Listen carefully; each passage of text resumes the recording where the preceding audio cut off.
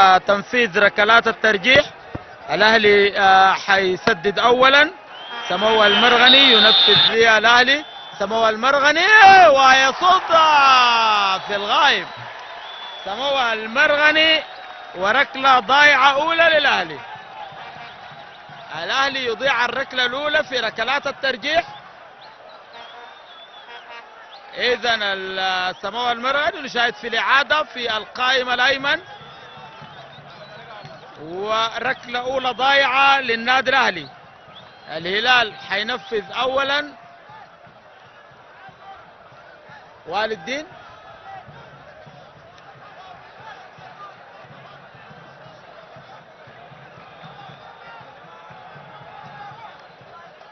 والد الدين خضر.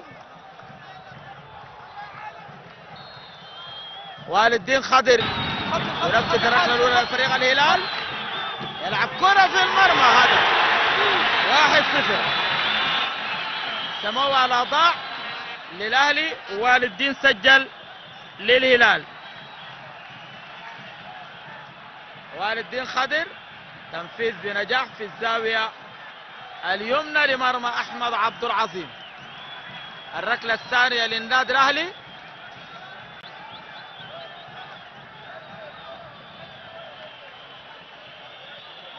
الركله الثانيه للنادي الاهلي.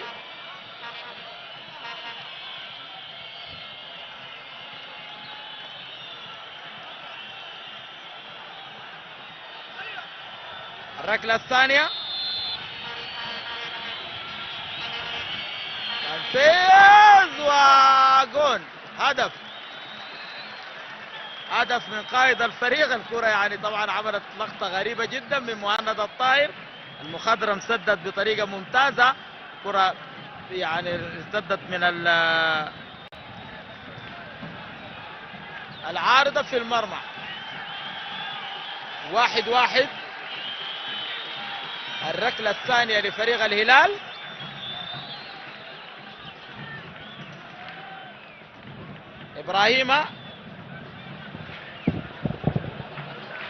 ابراهيم احمد عبد العظيم في المرمى.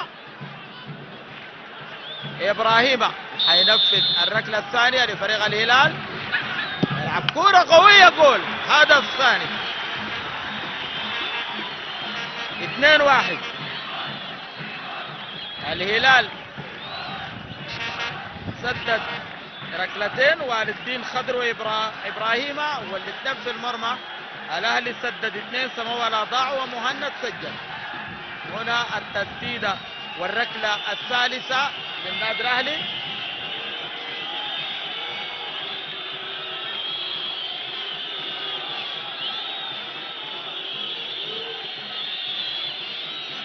عمار الجريف. نعم عمار.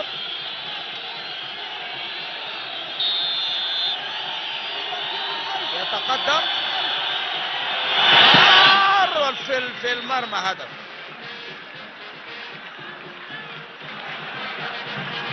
الاهلي سدد 3 كرات. الصادق حسن مش عمار صفاري. الصادق حسن. الصادق الجريف.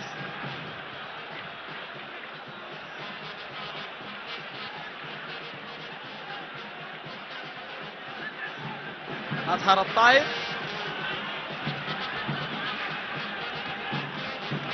الركله الثالثه لفريق الهلال. أطهر الطاهر. احمد عبد العظيم في المرمى. وأطهر الطاهر يتقدم. أطهر لتنفيذ الركله رقم 3. أطهر يلعب كره. جول. كره في المرمى. 3-2. كل فريق لعب 3 ركلات ترجيح. الاهلي اضاع واحده والهلال ادخل ال3 ركلات. اعاده لركله اطهر الطاهر. معاذ القوس.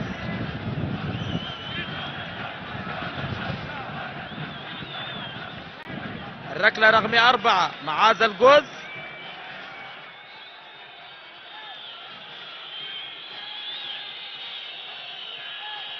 علي عبد الله ابو عسرين في المرمى ومعاذ القوس.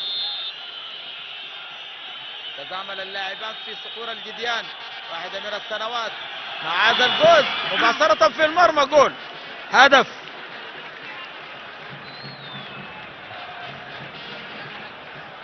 ثلاثة بتفوق الأهلي بركلة. الركلة رقم 4 للفريق الهلال. عبد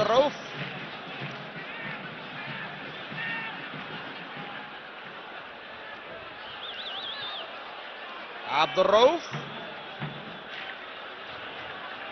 واحمد عبد العظيم في المرمى. عبد الرؤوف ينفذ الركلة الرابعة لفريق الهلال. الرؤوف في المرمى، هدف، جول. عبد الرؤوف يسجل. الهلال نجاح كبير في تنفيذ ركلات الترجيح، 4 ركلات في المرمى، والد الدين وابراهيم واطهر وعبد الرؤوف. والاهلي من 4 اضاع واحدة. الفرصة الأخيرة للنادي الأهلي، إذا سجل تكون عنده فرصة إنه تضيع الجاية. النادي الأهلي الآن أحمد محمد زين.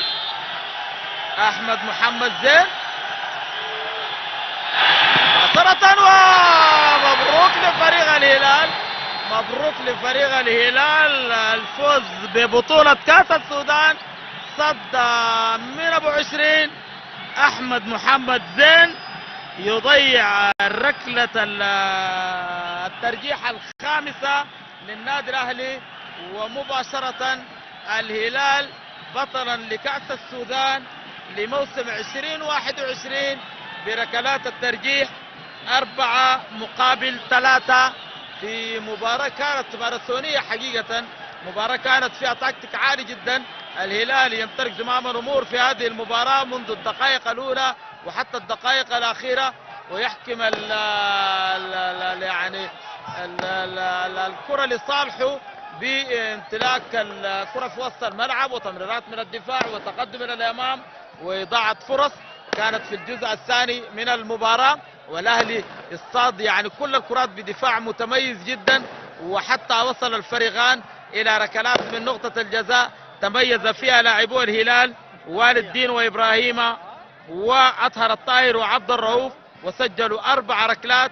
وبعد ذاك سموال أضاع، وأحمد محمد زين أضاع، ومهند الطاهر سجل، والصادق الجريف سجل، ومعاذ القوس سجل.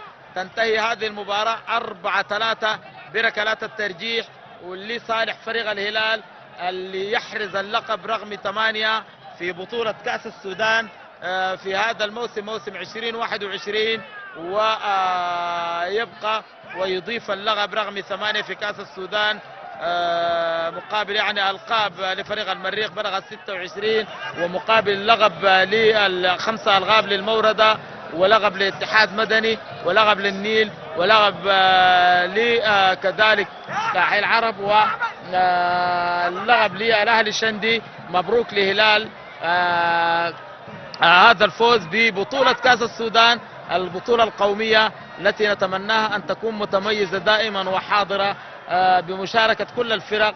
إذن سنتجه بعد قليل إلى طبعا احتفالية تتويج الهلال بالفوز ببطولة كأس السودان لهذا الموسم، موسم 2021، بعد أن تعجلت مبارياته كثيرا، ولكن في النهاية انتهى المطاف بهذه المباراة بأن يكون الهلال والأهلي في النهائي، والهلال بطلا للمنافسة، منافسة كأس السودان. شكرا محمد فضل الله. الهلال يتوج بلقب بطولة